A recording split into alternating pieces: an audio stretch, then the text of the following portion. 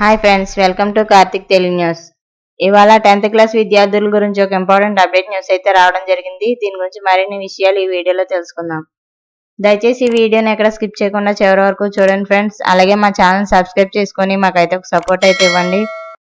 వివరాల్లోకి వెళ్ళినట్లయితే ఏపీలో ఈ ఏడాది 10వ తరగతి పరీక్షలు రాసే విద్యార్థులకు ఆర్టీసీ శుభవార్త చెప్పింది.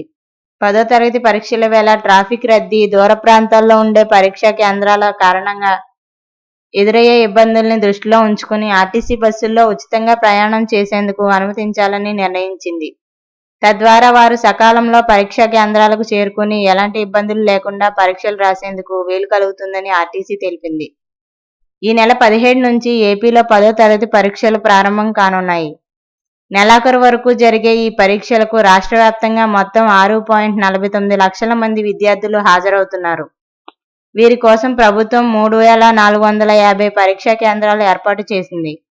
వీటికి చేరుకునేందుకు ఆయా విద్యార్థులకు ఉచిత బస్సు ప్రయాణ సౌకర్యం కల్పిస్తున్నట్లు ఆర్టీసీ వెల్లడించింది.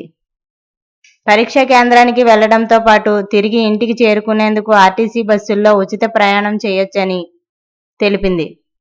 అయితే ఆర్టీసీకి చెందిన Palle Velugu, ultra Palle Velugu, city ordinary బస్సుల్లో సిటీ ఆర్టీసీ బస్సుల్లో మాత్రమే ఇలా 10వ తరగతి విద్యార్థులను టికెట్ లేకుండా ఉచితంగా ప్రయాణానికి అనుమతిస్తారు.